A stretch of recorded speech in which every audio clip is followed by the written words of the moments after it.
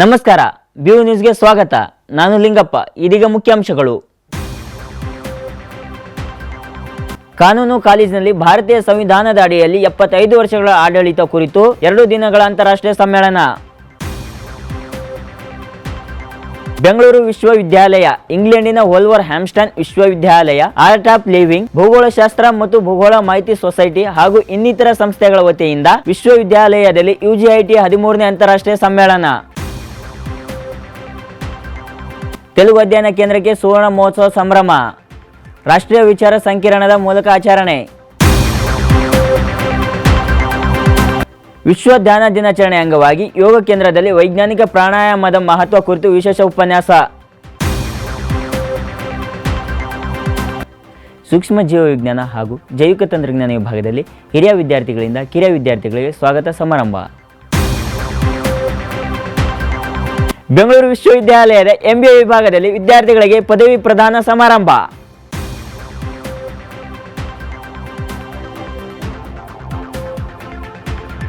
ಇದೀಗ ವಾರ್ತೆಗಳ ವಿವರ.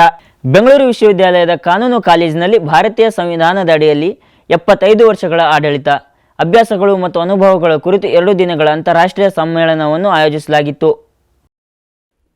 ಕಾರ್ಯಕ್ರಮ ಉದ್ಘಾಟಿಸಿ ಮುಖ್ಯ ನ್ಯಾಯಾಧೀಶರಾದ ಕೃಷ್ಣ ಎಸ್ ದೀಕ್ಷಿತ್ ಮಾತನಾಡಿ, ಭಾರತವು ಸಾವಿರಾರು ವರ್ಷಗಳ ಇತಿಹಾಸ ಹೊಂದಿದೆ. 2ನೇ ಮಹಾಯುದ್ಧದ ನಂತರ ಹಲವಾರು ಪ್ರಾಂತ್ಯಗಳು ಸ್ವಾತಂತ್ರ್ಯಗೊಂಡವು. ಅದರಲ್ಲಿ ಭಾರತವು ಒಂದು. ಮುಂದೆ ಸ್ವಾತಂತ್ರ್ಯಗೊಂಡ ಪ್ರಾಂತ್ಯಗಳು ಸಂವಿಧಾನ ರಚನೆ ಮುಂದಾದವು. ಭಾರತದಲ್ಲಿ 9/12/1946 ಮೊದಲು ಸಂವಿಧಾನ ರಚನಾ ಸಭೆ ನಡೆಯಿತು ಎಂದರು. ನಂತರ ಅವರು ಪಾಲಿ ಎಸ್ ನಾರಿಮನ್ ರವರ ನಿಮ್ಮ ಸಂವಿಧಾನವನ್ನು ನೀವು ತಿಳಿಯಿರಿ ಎಂಬ ಪುಸ್ತಕದ ಬಗ್ಗೆ ಮಾಹಿತಿ ನೀಡಿ ಸಂವಿಧಾನ ಬೆಳೆದು ಬಂದ ದಾರಿಯ ಬಗ್ಗೆ ತಿಳಿಸಿದರು. ಕಾರ್ಯಕ್ರಮದಲ್ಲಿ ಗೋವಾದ ಭಾರತದ ಅಂತಾರಾಷ್ಟ್ರೀಯ ಕಾನೂನು ಶಿಕ್ಷಣ ಮತ್ತು ಸಂಶೋಧನಾ ವಿಶ್ವವಿದ್ಯಾಲಯದ ಕುಲಪತಿ professor doctor R Venkatarao, Bengaluru ವಿಶ್ವವಿದ್ಯಾಲಯದ ಕುಲಪತಿ professor SM Jayakar, PM Usha nodal ಅಧಿಕಾರಿ ಹನುಮಂತಪ್ಪ ಎಂ, ವಿಶ್ವವಿದ್ಯಾಲಯದ ಕಾನೂನು ಕಾಲೇಜಿನ ಮುಖ್ಯಸ್ಥರಾದ professor doctor Satish Gowda N, ವಿಶ್ವವಿದ್ಯಾಲಯದ ಕಾನೂನು ಕಾಲೇಜಿನ ಪ್ರಾಂಶುಪಾಲರಾದ ಪ್ರೊಫೆಸರ್ N ದಶರಥ್, ಕಾನೂನು ವಿಭಾಗದ ಡೀನರಾದ ಪ್ರೊಫೆಸರ್ V ಸುದೇಶ್, ಬೋಧಕ ಬೋಧಕೇತರ ಸಿಬ್ಬಂದಿ ಹಾಗೂ ಕಾನೂನು ಕಾಲೇಜಿನ ವಿದ್ಯಾರ್ಥಿಗಳು ಭಾಗವಹಿಸಿದರು.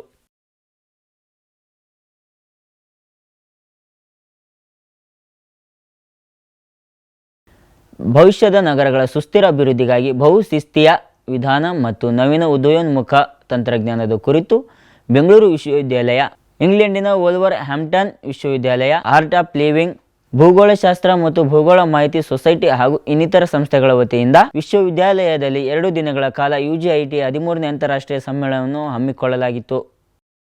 ಕಾರ್ಯಕ್ರಮಕ್ಕೆ ಮುಖ್ಯ ಭಾಷಣಕಾರರಾಗಿ ಆಗಮಿಸಿದ್ದ ಕರ್ನಾಟಕ ರಾಜ್ಯದ PCCF ಅಧಿಕಾರಿ ಡಾಕ್ಟರ್ BP ರವಿ ಅವರು ಸುಸ್ಥಿರ ಅಭಿವೃದ್ಧಿಯ ಪ್ರಾಮುಖ್ಯತೆ ಮತ್ತು ಸುಸ್ಥಿರ ಅಭಿವೃದ್ಧಿಯಲ್ಲಿ ವಿದ್ಯಾರ್ಥಿಗಳ ಪಾತ್ರವನ್ನು ತಿಳಿಸಿದರು. You must start doing actions. You are all the resident of this campus. I hope please join us in the next month, January, when we came here, when we come here, become the plastical center. It is the participation, it is the action that is most more important to mitigate this active climate change. Art of living ಅಧ್ಯಕ್ಷ doctor Prasanna ಪ್ರಭು ಮಾತನಾಡಿ, ಪ್ರತಿ ಹನಿಯೂ ತಪ್ಪದೇ ಮರುಪೂರಣವಾಗಬೇಕು. ನಾವು ಬೇರೆಯವರನ್ನು ದೂರುವುದು ಬಿಟ್ಟು ಬದಲಾವಣೆಯಲ್ಲಿ ಭಾಗಿದಾರರಾಗಬೇಕು. ಜನರಿಂದ ಹುಟ್ಟಿಕೊಂಡ ಸಮಸ್ಯೆಗಳನ್ನು ಜನರೇ ಪರಿಹರಿಸುವಂತೆ ಮಾಡಬೇಕು ಎಂದು ಹೇಳಿದರು. All about somebody's output is somebody's input, so you have to marry the two. Like gobar is output of cow, is input for earthworm. That which comes out of earthworm is compost, and it's the best compost. So this recycling, reusing, that whole is the only way we can resolve all our challenges in our opinion. Bengaluru ವಿಶ್ವವಿದ್ಯಾಲಯದ ಕುಲಸಚಿವರಾದ ಶೇಖ್ ಲತೀಫ್ ಮಾತನಾಡಿ, 1200 ಎಕರೆಗಳಿರುವ ನಮ್ಮ ವಿಶ್ವವಿದ್ಯಾಲಯವನ್ನು ಮುಂದಿನ ಪೀಳಿಗೆಗಾಗಿ ಕಾಪಾಡಿಕೊಳ್ಳುವ ಜವಾಬ್ದಾರಿ ನಮ್ಮದಾಗಿದೆ. ಕಾರ್ಯಗತಗೊಳ್ಳದ ಜ್ಞಾನವು ವ್ಯರ್ಥವಾಗುತ್ತದೆ.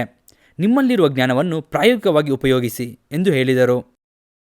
ಭೂವಿಜ್ಞಾನದಲ್ಲಿ ಸಾಧನೆ ಮಾಡಿದ ಮೈಸೂರು ವಿಶ್ವವಿದ್ಯಾಲಯದ ಭೌಗೋಳಿಕ ಅಧ್ಯಯನ ವಿಭಾಗದ ಹಿರಿಯ ಪ್ರಾಧ್ಯಾಪಕ ಡಾಕ್ಟರ್ B ಚಂದ್ರಶೇಖರ, ಕುವೆಂಪು ವಿಶ್ವವಿದ್ಯಾಲಯದ ಅನ್ವಯಿಕ ಭೂವಿಜ್ಞಾನದ ಹಿರಿಯ ಪ್ರಾಧ್ಯಾಪಕ ಡಾಕ್ಟರ್ ಸೈಯದ್ ಅಶ್ಫಾಕ್ ಅಹಮದ್, ಭೂಗೋಳಶಾಸ್ತ್ರದ school of earth sciences Bharathidasan ವಿಶ್ವವಿದ್ಯಾಲಯದ ಪ್ರಾಧ್ಯಾಪಕ ಡಾಕ್ಟರ್ R ಜಗನ್ ಕುಮಾರ್ ಅವರಿಗೆ 2024 UGITನ ಎಕ್ಸಲೆನ್ಸಿ ಅವಾರ್ಡ್ ನೀಡಿ ಗೌರವಿಸಲಾಯಿತು. 2 ದಿನಗಳ ಕಾಲ ನಡೆದ ಈ ಅಂತಾರಾಷ್ಟ್ರೀಯ ಸಮ್ಮೇಳನದಲ್ಲಿ ಸಂಪನ್ಮೂಲ ವ್ಯಕ್ತಿಗಳಾಗಿ ವಿವಿಧ ಭಾಗಗಳಿಂದ ಆಗಮಿಸಿದ ರಾಷ್ಟ್ರೀಯ ಅಂತಾರಾಷ್ಟ್ರೀಯ ವಿಜ್ಞಾನಿಗಳು, ಪ್ರಾಧ್ಯಾಪಕರು, ಅಧಿಕಾರಿಗಳು, ಸರ್ಕಾರೇತರ ಸಂಸ್ಥೆಗಳ ವ್ಯಕ್ತಿಗಳು ಮತ್ತು ಸಂಶೋಧನಾ ವಿದ್ಯಾರ್ಥಿಗಳು ಆನ್ಲೈನ್ ಮತ್ತು ಆಫ್ಲೈನ್ನಲ್ಲಿ ತಮ್ಮ ಪ್ರಬಂಧಗಳನ್ನು ಮಂಡಿಸಿದರು. Spoke on the environment and climate change point of view. So even the panel discussion gave a broad, different perspective to understanding the future cities, the problems, the challenges, and the solutions. So overall, this was a very fruitful session, trying to have a holistic perspective about how the future cities and smart cities will prevail. And I'm sure that all the students have also benefited. They got the better perspective. It's not just only science perspective. They tried to got a better perspective about the social science point of view also, how smart economy is important, smart citizens are important, smart governance also becomes important, and above all, smart society is also equally important, because that's where I tend to argue that the future city or smart city should be accessible, inclusive, and also sustainable. ಕಾರ್ಯಕ್ರಮದಲ್ಲಿ ವಿಶ್ವವಿದ್ಯಾಲಯದ ಹಲವು ವಿಭಾಗಗಳ ಪ್ರಾಧ್ಯಾಪಕರು, ಸಂಶೋಧನಾ ವಿದ್ಯಾರ್ಥಿಗಳು, ಬೋಧಕೇತರ ಸಿಬ್ಬಂದಿ ಮತ್ತು ಬೆಂಗಳೂರು ವಿಶ್ವವಿದ್ಯಾಲಯದ ವಿದ್ಯಾರ್ಥಿಗಳು ಭಾಗವಹಿಸಿದ್ದರು. ಬೆಂಗಳೂರು ವಿಶ್ವವಿದ್ಯಾಲಯದ ತೆಲುಗು ಅಧ್ಯಯನ ಕೇಂದ್ರವು 50 ವರ್ಷಗಳು ತುಂಬಿದ ಹಿನ್ನೆಲೆಯಲ್ಲಿ ಸುವರ್ಣ ಮಹೋತ್ಸವ ಆಚರಿಸಲಾಯಿತು. ಇದರ ಅಂಗವಾಗಿ ತೆಲುಗು, ಕನ್ನಡ, ಜನಪದ, ಗಿರಿಜನ ಸಾಹಿತ್ಯ ತುಲನಾತ್ಮಕತೆ ಕುರಿತು 2 ದಿನಗಳ ರಾಷ್ಟ್ರೀಯ ವಿಚಾರಣಾ ಸಂಕಿರಣ ಹಮ್ಮಿಕೊಳ್ಳಲಾಗಿತ್ತು. 2 ದಿನಗಳ ಕಾಲ ನಡೆದ ಈ ಕಾರ್ಯಕ್ರಮದಲ್ಲಿ ಆಚಾರ್ಯ ತಂಗಿರಾಲ ವೆಂಕಟ ಸುಬ್ಬರಾವ್ ಕುರಿತು ಗುರುವಂದನಂ 2022 ಹಾಗೂ ತೆಲುಗು, ಕನ್ನಡ, ಜಾನಪದ, ಗಿರಿಜಾ ಸಾಹಿತ್ಯ ತುಲನಾತ್ಮಕತಂ ಎಂಬ 2 ಪುಸ್ತಕಗಳನ್ನು ಬಿಡುಗಡೆ ಮಾಡಲಾಯಿತು. ಅಲ್ಲದೆ ಬೆಂಗಳೂರು ವಿಶ್ವವಿದ್ಯಾಲಯದ ತೆಲುಗು ಅಧ್ಯಯನ ಕೇಂದ್ರದ ನಿವೃತ್ತ ಪ್ರಾಧ್ಯಾಪಕ ಪ್ರೊಫೆಸರ್ ತಂಗಿರಾಲ ವೆಂಕಟ ಸುಬ್ಬರಾವು ಮತ್ತು ವಿಭಾಗ ಮುಖ್ಯಸ್ಥರಾದ ಪ್ರೊಫೆಸರ್ ಕೆ ಆಶಾಜ್ಯೋತಿ ಅವರಿಗೆ ವಿದ್ಯಾರ್ಥಿಗಳು ವಿಶೇಷ ಸನ್ಮಾನ ಮಾಡಿದರು. ತೆಲುಗು ಅಧ್ಯಯನ ವಿಭಾಗ ಮುಖ್ಯಸ್ಥರಾದ ಪ್ರೊಫೆಸರ್ ಕೆ ಆಶಾಜ್ಯೋತಿ ಮಾತನಾಡಿ, ಉಳ್ಳವರು ಶಿವಾಲಯ ಮಾಡುವರು, ನಾನೇನ ಮಾಡಲಿ ಬಡವನೆಯ, ಎನ್ನ ಕಾಲೇ ಕಂಬ ದೇಹವೇ ದೇಗುಲ, ಶಿರಹೊನ್ನ ಕಲಶವಯ್ಯ, ಕೂಡಲ ಸಂಗಮ ದೇವ ಕೇಳಯ್ಯ, ಸ್ಥಾವರಕ್ಕಳಿವುಂಟು ಜಂಗಮಕ್ಕಳಿವಿಲ್ಲ ಎಂಬ ಮಾತು ಜಾನಪದಕ್ಕೆ ಅಚ್ಚುಕಟ್ಟಾಗಿ ಅನ್ವಯವಾಗುತ್ತದೆ. ಅಲ್ಲದೆ ಜಾನಪದ ಸಾಹಿತ್ಯ ನಿರಂತರವಾಗಿದೆ. ಗಿರಿಜನ ಸಾಹಿತ್ಯ ಪಾರಂಪರಿಕ ಭಾಷೆಗಳ ಸಾಹಿತ್ಯವಾಗಿದೆ. ತುಲನಾತ್ಮಕತೆ ಮೂಲಕ ಭಾಷೆ ಸಾಹಿತ್ಯದ ಲೋಪವನ್ನು ಆಳವಾಗಿ ಅರ್ಥ ಮಾಡಿಕೊಳ್ಳಬಹುದು ಎಂದರು. నాకు తెలిసి తెలుగు ప్రాంతాల్లో తెలంగాణ కానివ్వండి, ఆంధ్రదేశం కానివ్వండి, ఎక్కడా కూడా అంత లోతైన పరిశోధన చేశారు, వీరగాథల మీద చేసిన వాళ్ళు లేరు. ఎక్కడో పక్క రాష్ట్రంలో ఉంటూ ఈ తెలుగు శాఖలో జానపద సాహిత్యం మీద అశేషమైన కృషి చేసినటువంటి వ్యక్తుల్లో మా తెంగరాల సుబ్బారావు గారు, డాక్టర్ జిఎస్ మోహన్ గారు, ఆర్వీఎస్ సుందరం గారు లాంటి ఘనపాఠీలు మొత్తం తెలుగు ప్రాంతాల్లో వాళ్ళు చేసిన సాహిత్యం కంటే ఇక్కడ వీళ్ళు ఉండి చేసిన సాహిత్యము, ఆ కృషి చాలా బలమైనది కనుక ఈ 50 సంవత్సరాల వేడుకలో వీళ్ళందరి కోసం ఈ సదస్సు నేను నిర్వహించడానికి తలపెట్టాను. ಕಾರ್ಯಕ್ರಮ ಕುರಿತು ಮಾತನಾಡಿದ ಬೆಂಗಳೂರು ವಿಶ್ವವಿದ್ಯಾಲಯದ ಸಿಂಡಿಕೇಟ್ ಸದಸ್ಯೆ ಕೆ ಶರೀಫಾ, ಕನ್ನಡ, ತೆಲುಗು ಭಾಷೆ ಮಧ್ಯೆ ಎಷ್ಟು ಸಂಬಂಧ ಇದೆ ಎಂದರೆ ಎರಡರ ನಡುವೆ ಎಂದೂ ಜಗಳ ಬಂದಿಲ್ಲ. ಇನ್ನು ಅಕ್ಕಮಹಾದೇವಿ ಜಾತ್ರೆ ತೆಲುಗು ಕನ್ನಡ ಸಂಬಂಧಕ್ಕೆ ಪ್ರೇರಣೆಯಾಗಿದೆ. ಕೋಲಾರ, ಬೀದರ್, ವಿಜಯಪುರ, ಬಳ್ಳಾರಿ ಇತ್ಯಾದಿ ಪ್ರದೇಶಗಳಲ್ಲಿ ತೆಲುಗು ಕನ್ನಡ ಭಾಷೆ ನಡುವೆ ಭಾಷಾ ಬಾಂಧವ್ಯ ನಡೆದುಕೊಂಡು ಬಂದಿದೆ. ಅಲ್ಲದೆ ತೆಲುಗು ಮತ್ತು ಕನ್ನಡ ಭಾಷೆಯಲ್ಲಿ ಲಿಪಿ ಸಾಂದ್ರತೆ ಇದೆ ಎಂದರು.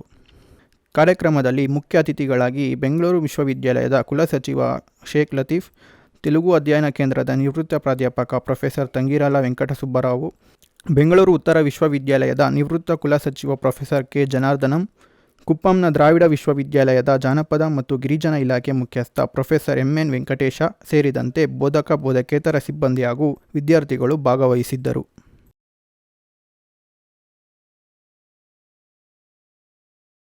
ವಿಶ್ವ ಧ್ಯಾನ ದಿನಾಚರಣೆ ಅಂಗವಾಗಿ ಬೆಂಗಳೂರು ವಿಶ್ವವಿದ್ಯಾಲಯದ ಯೋಗ ಕೇಂದ್ರದಲ್ಲಿ ವೈಜ್ಞಾನಿಕ ಪ್ರಾಣಾಯಾಮದ ಮಹತ್ವ ಕುರಿತು ವಿಶೇಷ ಉಪನ್ಯಾಸ ಹಾಗೂ ಕಾರ್ಯಾಗಾರವನ್ನು ಹಮ್ಮಿಕೊಳ್ಳಲಾಗಿತ್ತು. ಯೋಗ ಕೇಂದ್ರದ ಸಂಯೋಜಕರಾದ ಡಾಕ್ಟರ್ ಶಿವಣ್ಣ ಎಸ್ ಮಾತನಾಡಿ, ಕಳೆದ ವರ್ಷ 12ರಿಂದ 16 ಕಾರ್ಯಾಗಾರವನ್ನು ಆಯೋಜಿಸಿದ್ದೆವು. 2 ಬಾರಿ ಕಾರ್ಯಾಗಾರ ವಿಳಂಬವಾದ ಕಾರಣ ಈ ಬಾರಿ ಸಣ್ಣ ಮಟ್ಟದಲ್ಲಿ ಆಯೋಜಿಸಲಾಗಿದೆ. ಮುಂಬರುವ ದಿನಗಳಲ್ಲಿ ದೊಡ್ಡ ಮಟ್ಟದಲ್ಲಿ ಕಾರ್ಯಾಗಾರ ನಡೆಸಲು ಪ್ರಯತ್ನಿಸಲಾಗುವುದು ಎಂದರು. ಮೈಸೂರು ವೈಜ್ಞಾನಿಕ ಪ್ರಾಣಾಯಾಮ ಫೌಂಡೇಶನ್ ಟ್ರಸ್ಟ್ನ ಸಂಸ್ಥಾಪಕರು ಹಾಗೂ ಅಧ್ಯಕ್ಷರಾದ ಡಾಕ್ಟರ್ ದೇವಕಿ ಮಾಧವ್ ಮಾತನಾಡಿ, ಯೋಗ ಭಾರತದ ಹೆಮ್ಮೆ. ಪ್ರಾಣಾಯಾಮವು ವೈಜ್ಞಾನಿಕವಾದದ್ದು. ಪ್ರಾಣಾಯಾಮ ಮಾಡುವಾಗ ತಲೆನೋವು, ಹೊಟ್ಟೆನೋವು ಬರದ ಹಾಗೆ ಉಸಿರೆಳೆದುಕೊಳ್ಳುವುದು ಮತ್ತು ಉಸಿರು ಬಿಡುವುದನ್ನು ಕಲಿಯಬೇಕು. ಪ್ರಾಣಾಯಾಮವನ್ನು ಪ್ರತಿದಿನವೂ ಅಭ್ಯಾಸ ಮಾಡಬೇಕು ಎಂದು ಹೇಳಿದರು. ಕಾರ್ಯಕ್ರಮದಲ್ಲಿ doctor Ambedkar institute of technology ಪ್ರಾಧ್ಯಾಪಕರಾದ ಡಾಕ್ಟರ್ ಶಿವಪ್ರಕಾಶ್ ಎಂ ಹಾಗೂ ವಿಶ್ವವಿದ್ಯಾಲಯದ ಬೋಧಕೇತರ ಸಿಬ್ಬಂದಿ ಸೇರಿದಂತೆ ವಿದ್ಯಾರ್ಥಿಗಳು ಭಾಗವಹಿಸಿದ್ದರು. ಸೂಕ್ಷ್ಮ ಜೀವ ವಿಜ್ಞಾನ, ಜೈವಿಕ ತಂತ್ರಜ್ಞಾನ ಮತ್ತು ಆಹಾರ ತಂತ್ರಜ್ಞಾನ ವಿಭಾಗದ ಹಿರಿಯ ವಿದ್ಯಾರ್ಥಿಗಳಿಂದ ಕಿರಿಯ ವಿದ್ಯಾರ್ಥಿಗಳಿಗೆ ಸ್ವಾಗತ ಕಾರ್ಯಕ್ರಮವನ್ನು ಇತ್ತೀಚೆಗೆ ಹಮ್ಮಿಕೊಳ್ಳಲಾಗಿತ್ತು. ಕಾರ್ಯಕ್ರಮದಲ್ಲಿ ಮುಖ್ಯ ಅತಿಥಿಗಳಾಗಿದ್ದ ಡಾಕ್ಟರ್ ಎಸ್.ಟಿ. ಗಿರೀಶ್ ಮಾತನಾಡಿ, ಬೆಂಗಳೂರು ವಿಶ್ವವಿದ್ಯಾಲಯವನ್ನು 1962ರಲ್ಲಿ ಮೈಸೂರು ವಿಶ್ವವಿದ್ಯಾಲಯದಿಂದ ವಿಭಜಿಸಲಾಯಿತು. ಬೆಂಗಳೂರು ವಿಶ್ವವಿದ್ಯಾಲಯಕ್ಕೆ ಪ್ರೊಫೆಸರ್ ಎಚ್. ನರಸಿಂಹಯ್ಯ ಅವರನ್ನು ವರ್ಗಾಯಿಸಿದ್ದರು. ಜೀವಶಾಸ್ತ್ರ ವಿಭಾಗದ ಮುಖ್ಯಸ್ಥರಾಗಿದ್ದ ಅವರಿಗೆ ವಿಶ್ವವಿದ್ಯಾಲಯದ ಚಿಹ್ನೆಯಲ್ಲಿ ಪ್ರೋಟಾನ್, ನ್ಯೂಟ್ರಾನ್, ಎಲೆಕ್ಟ್ರಾನ್ಗಳನ್ನು ಸೇರಿಸಿದ ಕೀರ್ತಿ ಸಲ್ಲಬೇಕು ಎಂದು ಹೇಳಿದರು. ಅತಿಥಿ ಉಪನ್ಯಾಸಕರಾದ ಸುನೀತಾ ವಿ. ಹೆಗಡೆ ಮಾತನಾಡಿ, ಹಿರಿಯ ವಿದ್ಯಾರ್ಥಿಗಳು, ಕಿರಿಯ ವಿದ್ಯಾರ್ಥಿಗಳು ಎಂಬ ಭೇದ ಭಾವ ಮಾಡಿಕೊಳ್ಳದೆ ನಾವೆಲ್ಲರೂ ಈ ವಿಭಾಗದ ವಿದ್ಯಾರ್ಥಿಗಳೇ ಎಂದು ಒಗ್ಗಟ್ಟಾಗಿ ಸಾಮರಸ್ಯದಿಂದ ಮುನ್ನಡೆಯಬೇಕು ಎಂದು ವಿದ್ಯಾರ್ಥಿಗಳಿಗೆ ಹಿತವಚನ ನೀಡಿದರು. I would like to see you like this, and I hope the other students also will follow the straight line and live in harmony. ಕಾರ್ಯಕ್ರಮದಲ್ಲಿ ವಿಭಾಗದ ಉಪನ್ಯಾಸಕರು, ಅತಿಥಿ ಉಪನ್ಯಾಸಕರು ಹಾಗೂ ವಿದ್ಯಾರ್ಥಿಗಳು ಭಾಗವಹಿಸಿದ್ದರು. ಬೆಂಗಳೂರು ವಿಶ್ವವಿದ್ಯಾಲಯದ MBA ವಿಭಾಗದಲ್ಲಿ 2022-24ನೇ ಸಾಲಿನ ವಿದ್ಯಾರ್ಥಿಗಳಿಗೆ ಪದವಿ ಪ್ರದಾನ ಸಮಾರಂಭವನ್ನು ಆಯೋಜಿಸಲಾಗಿತ್ತು. ಕಾರ್ಯಕ್ರಮವನ್ನು ಉದ್ಘಾಟಿಸಿ MBA ವಿಭಾಗದ ಮುಖ್ಯಸ್ಥರಾದ ಪ್ರೊಫೆಸರ್ ನಾಗರಾಜ್ ಮಾತನಾಡಿ, ವಿದ್ಯಾರ್ಥಿಗಳು ಭವಿಷ್ಯದಲ್ಲಿ ಯಶಸ್ಸು ಕಾಣಲು ಸೃಜನಶೀಲತೆ, ಕೌಶಲ್ಯ, ಶ್ರದ್ಧೆ, ಆತ್ಮವಿಶ್ವಾಸ ಈ 4 ಅಂಶಗಳು ಅನಿವಾರ್ಯ. ಬೆಳೆದು ಬಂದ ದಾರಿ ಹಾಗೂ ತಂದೆ ತಾಯಿಯನ್ನು ಎಂದಿಗೂ ಮರೆಯಬಾರದು ಎಂದು ತಿಳಿಸಿದರು. And more than all this, behavior is very important. Your behavior plays a very important role more than your knowledge. So sometimes without knowledge, without skills, without attitude, your behavior may give you the success.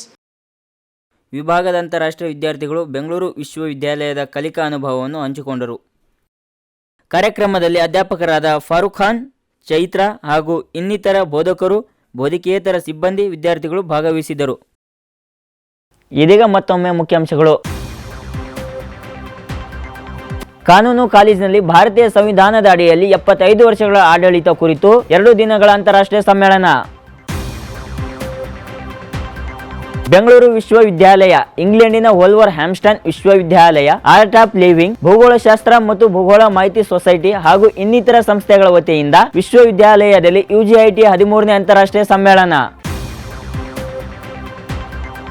Telugu ಅಧ್ಯಯನ ಕೇಂದ್ರಕ್ಕೆ ಸುವರ್ಣ ಮಹೋತ್ಸವ ಸಂಭ್ರಮ. ರಾಷ್ಟ್ರೀಯ ವಿಚಾರ ಸಂಕಿರಣದ ಮೂಲಕ ಆಚರಣೆ. ವಿಶ್ವ ಧ್ಯಾನ ದಿನಾಚರಣೆ ಅಂಗವಾಗಿ ಯೋಗ ಕೇಂದ್ರದಲ್ಲಿ ವೈಜ್ಞಾನಿಕ ಪ್ರಾಣಾಯಾಮದ ಮಹತ್ವ ಕುರಿತು ವಿಶೇಷ ಉಪನ್ಯಾಸ. ಸೂಕ್ಷ್ಮ ಜೀವವಿಜ್ಞಾನ ಹಾಗೂ ಜೈವಿಕ ತಂತ್ರಜ್ಞಾನ ವಿಭಾಗದಲ್ಲಿ ಹಿರಿಯ ವಿದ್ಯಾರ್ಥಿಗಳಿಂದ ಕಿರಿಯ ವಿದ್ಯಾರ್ಥಿಗಳಿಗೆ ಸ್ವಾಗತ ಸಮಾರಂಭ. ಬೆಂಗಳೂರು ವಿಶ್ವವಿದ್ಯಾಲಯದ MBA ವಿಭಾಗದಲ್ಲಿ ವಿದ್ಯಾರ್ಥಿಗಳಿಗೆ ಪದವಿ ಪ್ರದಾನ ಸಮಾರಂಭ.